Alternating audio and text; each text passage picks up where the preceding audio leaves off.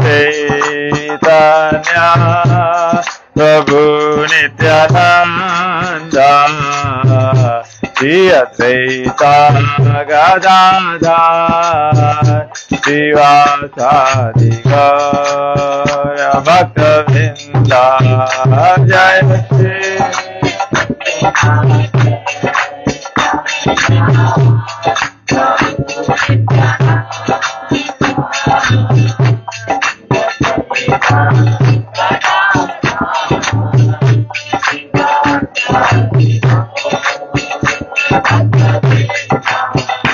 Hare Krishna, Krishna Krishna, Hare Hare, Hare Rama, Rama Rama, Hare Hare, Hare Krishna.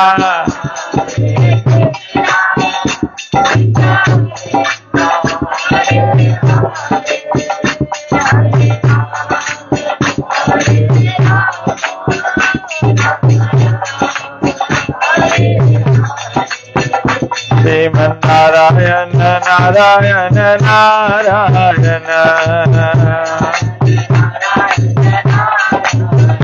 Sriman Narayana Narayana Narayana Sriman Narayana Narayana Narayana Sriman Narayana Narayana Narayana Lakshmi Narayana Narayana Narayana Lakshmi Narayana Narayana Narayana Lakshmi Narayana Narayana Narayana Sriman Narayana Narayana Narayana Sriman Narayana Narayana Narayana Hare Krishna, Krishna Krishna, Hare Hare, Hare Rama, Rama Rama, Hare Hare, Hare Krishna.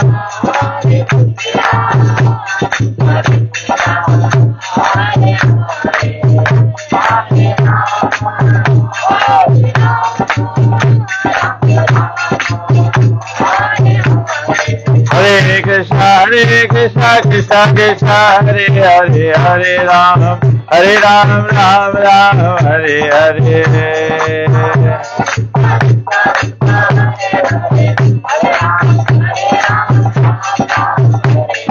Hare Krishna, Krishna Krishna, Hare Hare, Hare Ram, Ram Ram, Hare Hare.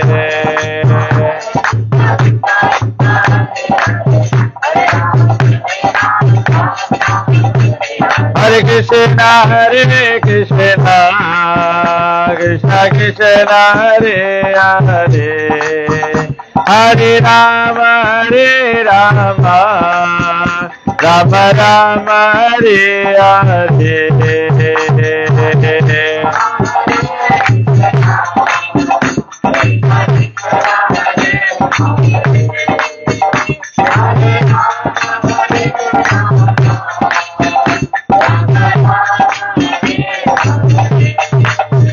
Hare Krishna, Krishna Krishna, Hare Hare, Hare Rama, Rama Rama, Hare Hare. Hare Krishna, Krishna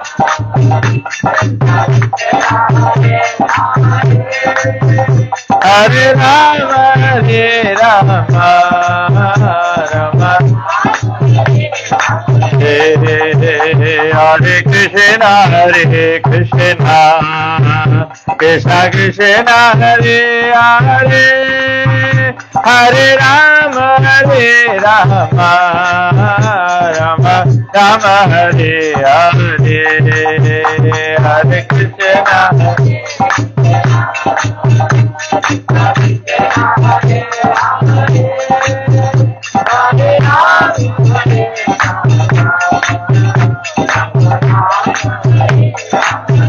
Hare Krishna Hare Krishna Krishna Krishna Hare Hare Hare Rama Hare Rama Rama Rama Hare Hare Hare Krishna Hare Krishna Krishna Krishna Hare Hare Hare Rama Hare Rama Rama Rama Hare Hare Govinda Jai Jai Gopal Jai Jai Govinda Jai Jai Gopal Jai Jai Radha Ramana Hari Govinda Jaya Jaya Radha Ramana Hari Govinda Jaya Jaya Govinda Jaya Jaya Gopal Jaya Jaya Radha Ramana Hari Govinda Jaya Jaya Radha Ramana Hari Govinda Jaya Jaya Radha Ramana Hari Govinda Jaya Jaya Govinda Jaya Jaya Nitai Gaura Hari Bol Hari Bol Hari Bol Gaura Hari Bol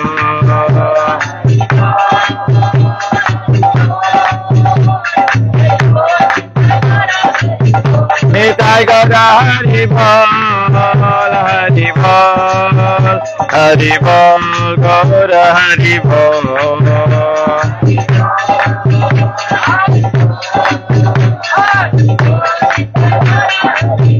Jaya Jaya Prabhupada Prabhupada Prabhupada Jaya Prabhupada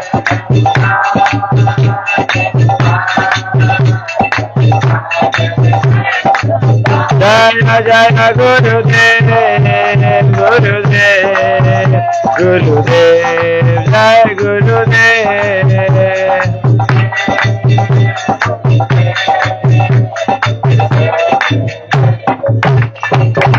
जय ओम विष्णुपाद परमहंस परिव्रजक सहज सोतर Shrimad divine grace ऐसी भक्ति वेदांत स्वामी श्रील प्रभुपाद की जय ISKCON गुरु वृंद की जय श्री गुरु परंपरा की जय गंगामय जमुनामय की जय भक्ति देवी तुलसी महारानी की जय ग्रंथ राज श्रीमद् भागवतम की जय आनंद कोटि वैष्णव वृंद की जय निताई गो प्रेमानंदे हरि हरि बोल हरे कृष्णा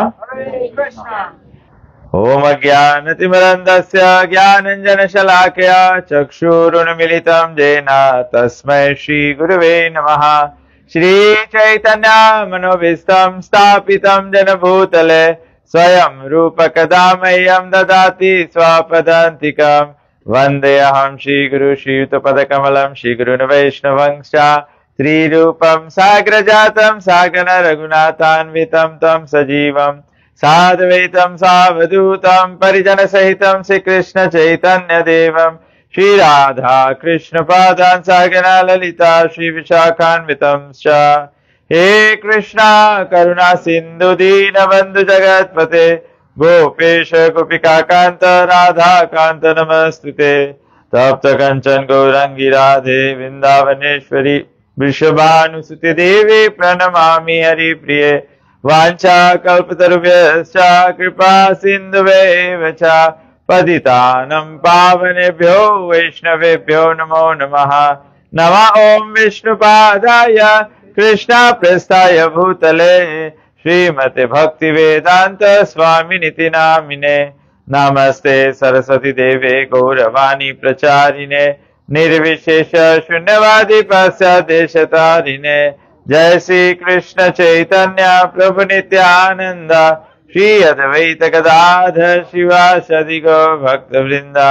हरे कृष्णा कृष्णा कृष्णा हरे हरे हरे राम राम राम हरे हरे। हरे कृष्णा कृष्णा कृष्णा हरे हरे हरे राम राम राम हरे हरे। हरे कृष्णा कृष्णा कृष्णा हरे हरे हरे राम राम राम हरे हरे।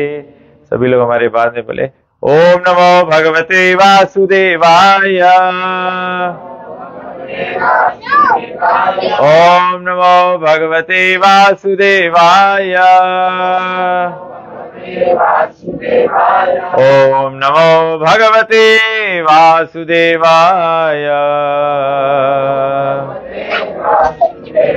जस्या प्रसादाद भगवत् प्रसादो जस्या प्रसादा न गति कुतोऽपि ध्यायन्तु हंसस्य यशस्ति सन्ध्यां वन्दे गुरो श्री चरणारविन्दम्। वन्दे गुरो श्री चरणारविन्दम्। वन्दे गुरो श्री चरणारविन्दम्। नमः ओम विष्णुपदाय कृष्ण प्रस्थाय भूतले श्रीमते तमा कृष्ण गोस्वामिनिति नामिने। हरे कृष्ण। तो सर्वप्रथम जो गृह मालिक हैं हम उनको धन्यवाद देना चाहते हैं कि आज आपने ये उत्तम जो कार्य है सत्संग का, हरि कथा भागवत कथा का आपने आयोजन किया है। और जबकि विशेष करके कलयुग में बताया गया है, कलेर दोष निधे राजन, कलयुग में बताया गया है। महाराज परीक्षित से कहते हैं सुखदेव गोस्वामी कि कलयुग जो है वो दोष से भरा हुआ है। और विशेष करके कलयुग में दोष क्या है? दोष है कि बहुत ही कम मात्रा में लोग भगवान को अपने जीवन में विशेष स्थान देते हैं। लोग अनेक अनेक प्रकार के कार्य करते हैं। जैसे अभी अभी पितृपक्ष का समय था, तो पितृपक्ष के बाद में फिर देव पक्ष लगता है। तो इसके निमित्त तो पितृपक्ष में लोगों ने पितरों का पूजा पाठ किया। अब देव पक्ष में लोग विशेष करके नवरात्रि का उत्सव मनाते हैं या ये सब कार्य करते हैं। तो कहने का मतलब है कि जब बताया गया कलेर दोष निधे राजन, अर्थात कलयुग में धर्म का भी अनुष्ठान लोग वास्तविकता में भगवान के प्रसन्नता के लिए नहीं करते हैं, भक्ति के लिए नहीं करते हैं, भाव के लिए नहीं करते हैं। ये तो क्योंकि केवल करना होता है या कुल में चलता है या इस प्रकार से लोग करते हैं, लेकिन उसका जो विशेष महत्व है वो नहीं समझते हैं। वो महत्व को नहीं समझ पाते। तो इसीलिए ये बहुत ही अच्छा जो गृह मालिक है उन्होंने अनुष्ठान किया है। मेरे ख्याल से आज भागवत कथा रहेगा, कल हनुमान चालीसा का कुछ व्यवस्था है, फिर उसके बाद में राम कथा होगा। तो इसके निमित्त श्रीमद् भागवत पुराण जो है, भागवत पुराण बताया गया है सभी वेद शास्त्रों का अंत है। इसको वेद अंत कहते हैं, वेदों का अंत, कंक्लूजन जो है। भागवत पुराण का रचना होता है तो अगर हम लोग अन्य ग्रंथों का भी तुलना करें तो सृष्टि के शुरुआत में वेद का उत्पन्न हुआ है। वेद को 4 वेद में किया गया है, 4 वेद को फिर पुराणों में, श्रुति, स्मृति और इतिहास में। त्रेता युग में रामायण क्या है? रामायण त्रेता युग का इतिहास है। भगवान श्री रामचंद्र जी जो प्रकट हुए तो उसमें उसकी जो इतिहास है, जो भगवान प्रकट हुए, जो लीला की, उसकी प्रस्तुति दी गई है। इसी प्रकार से भागवत पुराण जो है ये चारों युगों का इतिहास है।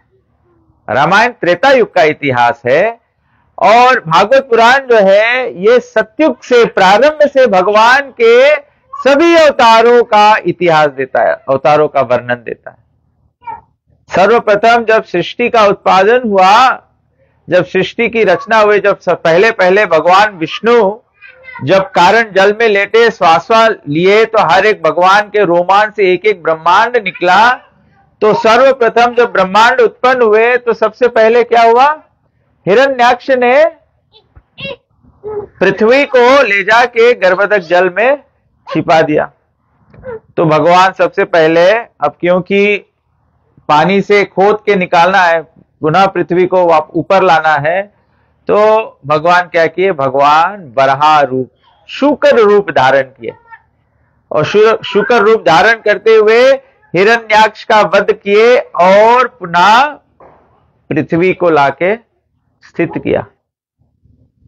क्योंकि ये सृष्टि जो है ये भगवान इसीलिए उत्पादन किए हैं क्योंकि हम और आप जैसे जो बद्ध जीव, हमको बद्ध जीव कहते हैं। बद्ध जीव मतलब हम लोग बंधे हुए हैं। हम लोग किससे बंधे हुए हैं? काम, क्रोध, मद, मोह, लोभ, मत्सर्य से बंधे हुए हैं। हम लोग किससे बंधे हुए? हम लोग अपने इच्छाओं से बंधे हुए हैं। हम लोग किससे बंधे हुए हैं? अपने इच्छाओं, अपने कर्म के फल अनुसार हम लोग जन्म मृत्यु के चक्कर से बंध गए हैं। हम लोग उससे छुटकारा नहीं पा रहे हैं। तो इसीलिए हमको बद्ध जीव बताया गया, हम लोग बंधे हुए हैं। और इसीलिए जब कहीं पर निधन हो जाता है, जब अंत्येष्टि क्रिया किया जाता है, गीता पाठ आदि किया जाता है, गरुड़ पुराण आदि पढ़ा जाता है, तो सब लोग क्या प्रार्थना करते हैं? बद्ध अवस्था का विपरीत क्या है? उसका ऑपोजिट क्या है? बद्ध अवस्था का विपरीत क्या है? मुक्त अवस्था। बद्ध मतलब बंधा, मुक्त मतलब जो भगवान से युक्त हो जा सकता है। तो भागवत पुराण जो है ये सभी युगों को या सब युग युगांतर से संबंध रखते हुए सभी युगों के भगवत प्राप्ति का मार्ग जो है इसमें समझाया गया है। तो कैसे समझाया गया है? श्रीमद् भागवत पुराण के पहले स्कंद 2 अध्याय और 6वें श्लोक में बताया गया है, सवै पुंसां परो धर्मो यथो भक्तिरधोक्षज अहेतुकी अप्रतिहता यतात्मा सुप्रसिद्धति। भागवत में बताया गया है कि हमारे जीवन का जो परम धर्म है, सुप्रीम ऑक्यूपेशन, धर्म मतलब ऑक्यूपेशन, क्या हमारा वास्तविकता होना चाहिए, क्या हमारा धर्म है। तो बताया गया है सभी मनुष्य के लिए सबसे ऊंचा धर्म वो है जिसके माध्यम से मनुष्य भगवान के प्रेम में, सेवा में स्थित हो सके। सबसे उत्तम धर्म क्या है?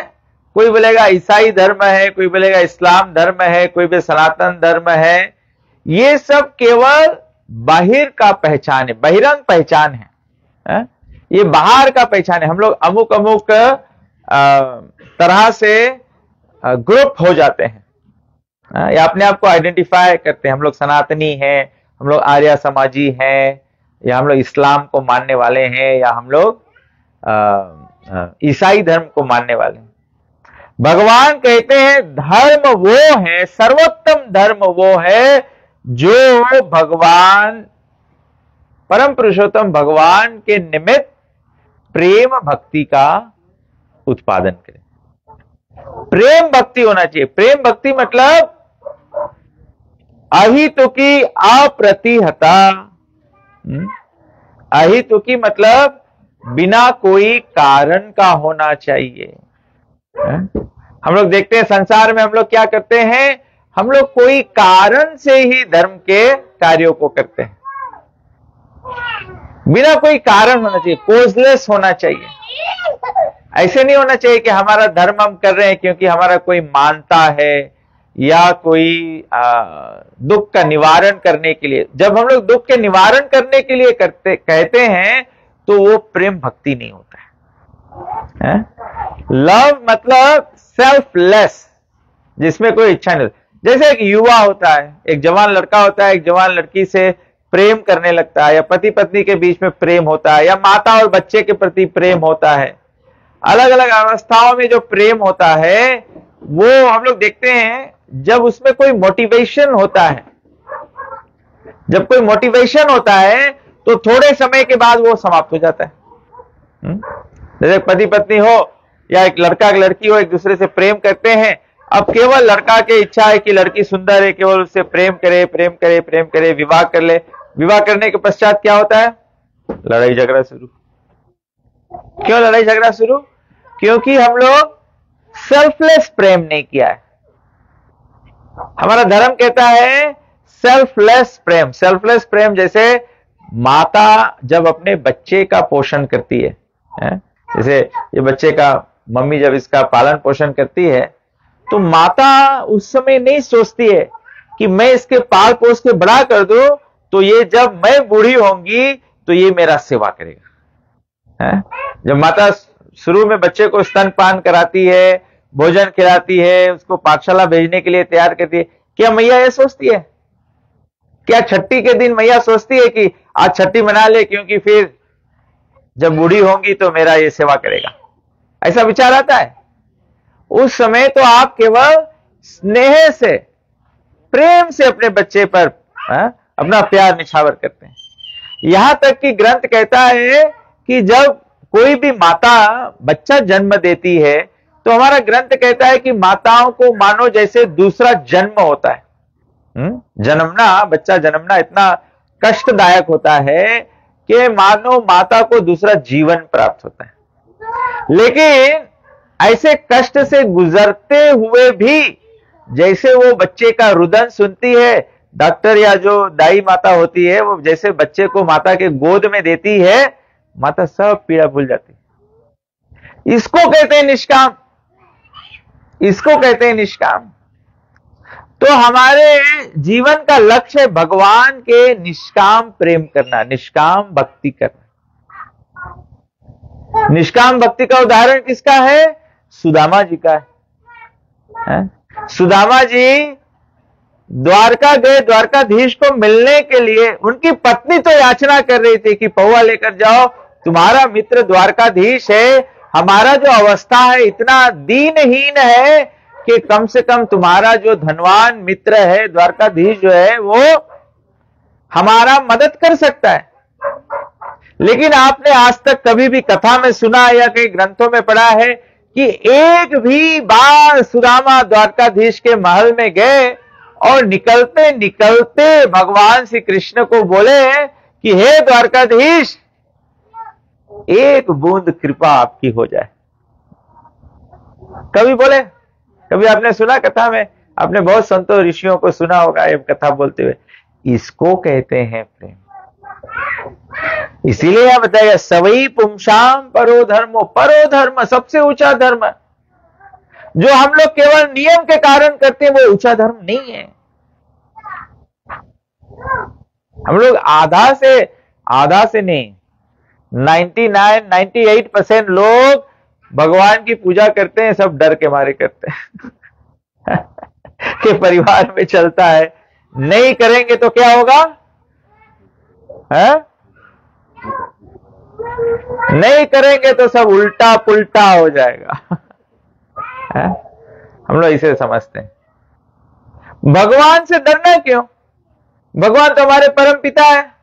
त्वमेव माता च पिता त्वमेव, त्वमेव बंधु च सखा त्वमेव, त्वमेव विद्या द्रविणम त्वमेव मम देव देवा, त्वमेव सर्वम मम देव देवा। भगवान हमारे माता है, पिता है, मित्र है। जब हमारा कोई मित्र होता है, करीबी मित्र होता है, उससे कुछ छुपाया जाता है? कुछ नहीं छुपाया जाता ना। लेकिन कभी कभी छुपाना बंद कर देना पड़ता है, मतलब ट्रस्ट, मतलब कि बताना बंद कर देना पड़ता है। क्यों बंद कर देना पड़ता है? क्योंकि when we don't trust them anymore, भगवान को हम लोग ट्रस्ट नहीं करते हैं। अभी आप सब लोग यहां बैठे हैं, किसी के मन में ये दुख है, ये चिंता, ये वरी है, ये टेंशन है कि ये शेड गिर जाएगा? कोई के नहीं ना? किसी का है? हाथ ऊपर करो। किसी का नहीं है। ये इंसान का बनाया हुआ है, आपको विश्वास है।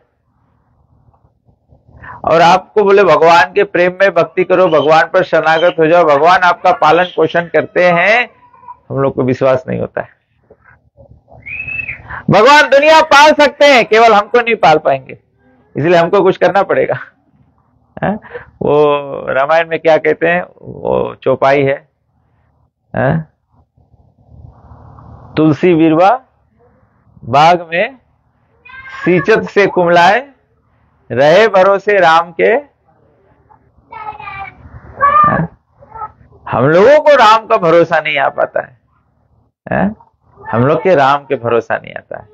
हम लोग के राम के भरोसा नहीं आता है, मतलब कि जैसे सुंदर सुंदर भोजन बने, स्वादिष्ट भोजन बने, स्वादिष्ट भोजन का स्वाद किस व्यक्ति को नहीं लगेगा? जो बीमार होगा, जो बीमार व्यक्ति होगा, उसको खाना के स्वाद नहीं लगेगा ना। अपने घर पे आपके बुखार हो जाता है, या सबको, आप शायद आप सभी लोगों को कोविड हुआ होगा, है? कोविड होएगा, सबके स्वाद पता नहीं लगे, कुछ टेस्ट नहीं पता लगे, है? तो बोले कि स्वादिष्ट भोजन, जो व्यक्ति बीमार है उसको स्वाद नहीं लगता है। ठीक इसी प्रकार से संसार में जो काम वासनाओं से बीमार है, उसको हरि कथा में स्वाद नहीं लगेगा, उसको भगवान के भक्ति में स्वाद नहीं लगेगा, उसको भगवान के शरणागति में, भगवान के भरोसे में स्वाद नहीं लगेगा।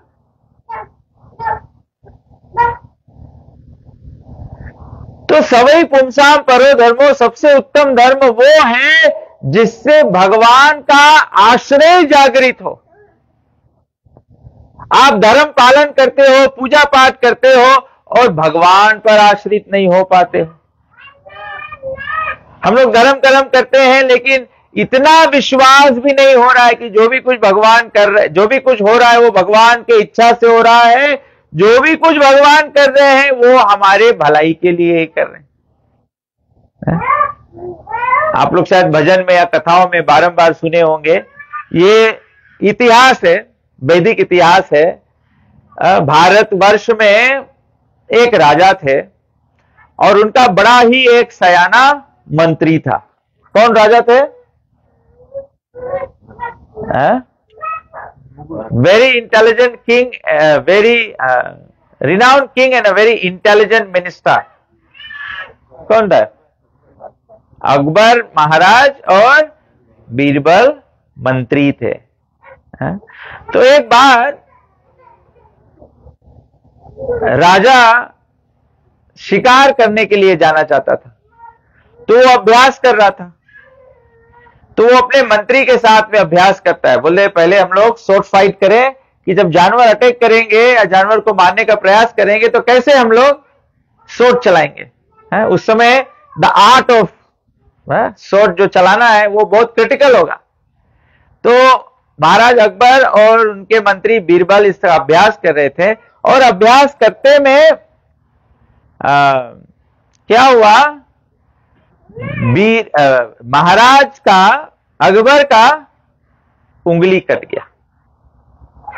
बीरबल क्योंकि निपुण था, स्मार्ट था, वो आर्ट में परफेक्ट था, तो वो जब ट्रेनिंग कर रहा था तो महाराज अकबर का उंगली कट गया। उंगली कट गया, अकबर गुस्साने लगा। तो बीरबल बोला कि भगवान जो भी करते हैं अच्छा करते हैं। अब कोई की उंगली कट जाए, कोई दुख में रहे, आप बोलो भगवान जो करे अच्छा करे, तो जिसके ऊपर दुख है वो तो बहुत गुस्सा आ जाएगा, और मुझे वो तो सड़का देगा आपको। तो बोला बहुत अच्छा हुआ। तो महाराज अकबर को गुस्सा आया, वो सेनापति को बुलाया और बोला अकबर बीरबल को कारागार में डाल दो, जेल में डाल दो।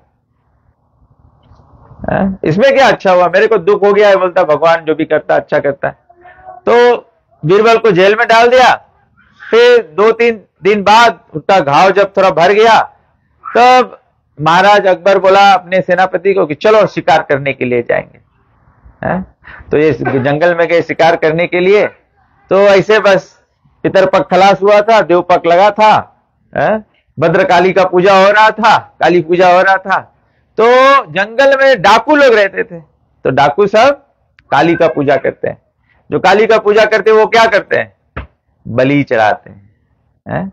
ये तो अभी कलयुग में आदमी के लगे हिम्मत नहीं है कोई दूसरा मनुष्य के पकड़ के बलि चढ़ाओ, तब आदमी कोई जयफल चढ़ाए लगा, कोई का चढ़ा लगा, कोई का चढ़ा लगा। वैसे तो महिषासुर के कथा देखो, भद्रकाली के उत्पत्ति ही देखो, वो सब दानों को नष्ट कर देती है। वो तो मुंडों का माला पहनती है, मतलब सबके गला काट काट के। वो जयफर के माला थोड़े पहनी है। जयफर संबोधन कर सकता है कि वो बलि के तुल्य उसको किया जाता है, लेकिन वास्तविकता में भद्रकाली को बताया गया है सबसे उत्तम बलि जो है उसको कहते हैं नर बलि, मनुष्य का बलि चढ़ाना। तो डाकू लोग सब काली का बहुत पूजा किए, और जो डाकुओं का सरदार था अपने छोटे छोटे डाकू को भेजा कि जाओ कोई अच्छा नर पकड़ के लाओ। ये नर मादिला नर नहीं, मनुष्य वाला। ये तो कथा के बाद आप लोग सब चल देंगे नर खोजे।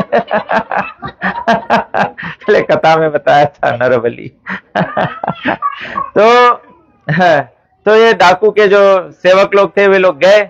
उसी समय महाराज अकबर और उनके सेना जो थे वो वन में विचर रहे थे, शिकार खोज रहे थे। जब डाकुओं का आना सुना, सब घोड़े पे आ रहे गिड़बिड़ गिड़बिड़ गिड़बिड़ करके, तो तुरंत ही जो सेनापति और सेना थे सब भागे और महाराज अकबर जो था वो छूट गया। तो डाकुओं ने क्या किया, अकबर को पकड़ लिया। अकबर को पकड़ लिया तो बोला कि अकबर को लेके गए बलि चढ़ाने के लिए। तो अब काली को बलि चढ़ाने के पहले तो जो पुजारी था, जो डाकू, जो मेन डाकू था, वो बोला कि पहले जब काली को बलि चढ़ाते हैं तो बलि किसी प्रकार से खंडित नहीं होना चाहिए, क्योंकि बलि चढ़ाना तो फिर अधूरा हो जाएगा।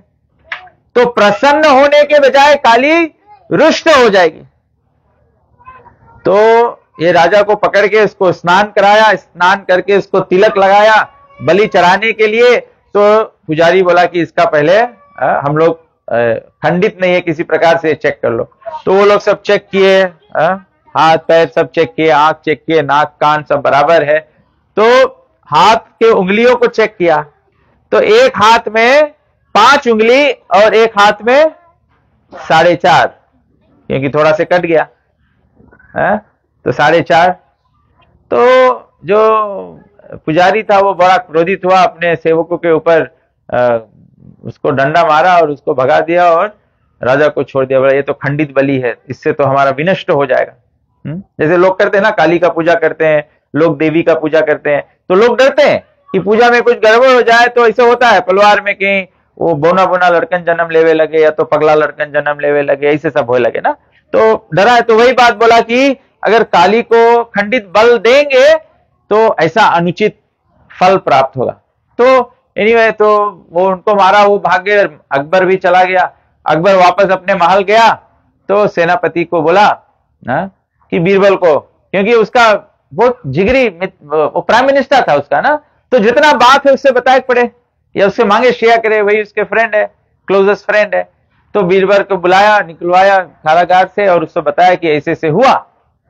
तो बोला कि भगवान जो भी करता है अच्छा करता है। तो अकबर बोला बीरबल तुम सब बात पे बोलता है कि भगवान जो भी करता है अच्छा करता है, ठीक है, मेरा हाथ कटा तो मैं बलि चढ़ने से बच गया, लेकिन मुझे ये नहीं समझ में आया कि तुम जेल के अंदर गए, इसमें भगवान क्या भलाई किया है। तो बीरबल बोला कि देखो तुम जहां जाता तो हम में लेके जाता, तो जंगल में हम भी जाता, आपके तो हाथ कट गिरा, आप तो बच जाता, हम तो पूरा खंडित है ही नहीं। तो हमारा तो बलि चढ़ जाता। तो इसीलिए आचार्य जन समझाते हैं कि जो भगवान में भरोसा रखता है, जो भगवान में शरणागत होता है, अगर कोई बोले कि मैं भक्त हूं, अगर कोई बोले यहां पे सवई पुंसाम परो धर्म, अगर कोई कहे कि मैं धार्मिक हो, धार्मिक का मतलब ही होता है कि भगवान पर आश्रित रहना, भगवान पर भरोसा करना है? तो जब हम भगवान पे आश्रित रहेंगे तो भगवान हमारे जीवन का जो डोर है वो खुद ही संभालते हैं। जैसे हम लोग अनेक भक्तों का उदाहरण देखते हैं, सबसे उत्तम उदाहरण है अर्जुन का। अब अर्जुन भगवान के भक्त है, तो जो भगवान है, तीनों लोकों का शासन करते हैं, समस्त देवी देवता भगवान के शरण में नमन करते हैं। भगवान श्री कृष्ण के अनेक लीलाओं से हम लोग देखते हैं, इंद्र का लीला देखते हैं। जब भगवान श्री कृष्ण ने वृंदावन में नंद महाराज और गोपों को रोक दिया था इंद्र पूजा करने से, अभी दिवाली के बाद में, दिवाली के दूसरे दिन गोवर्धन पूजा आएगा। हम लोग गोवर्धन पूजा का बड़ा आयोजन मना रहे हैं। हम लोग यहाँ रूप्स मेगा में बड़ा फेस्टिवल करेंगे और अक्टूबर 26 को, 25 सैटरडे है, 26 is Sunday, Sunday will be a better day.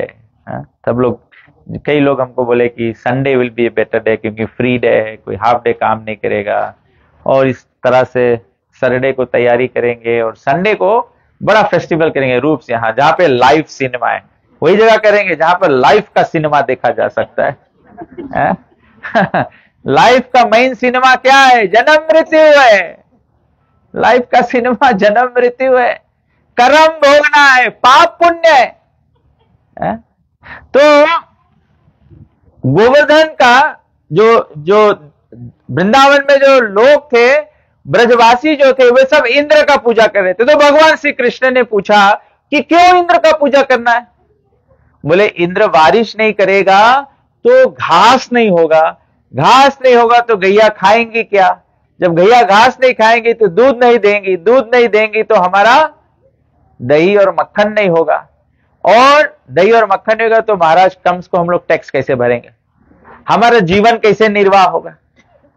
तो भगवान श्री कृष्ण अपने पिता नंद बाबा को कहते हैं कि हे बाबा, समुद्र में कौन पूजा करता है कि पानी समुद्र में भी बरसता है? समुद्र में कहां पानी की आवश्यकता है? तो नंद बाबा सोचने लगे। तो भगवान कहते हैं, भगवान श्री कृष्ण कहते हैं, देखो ये सृष्टि का संचालन जो है ये भगवान के नियम से चलता है।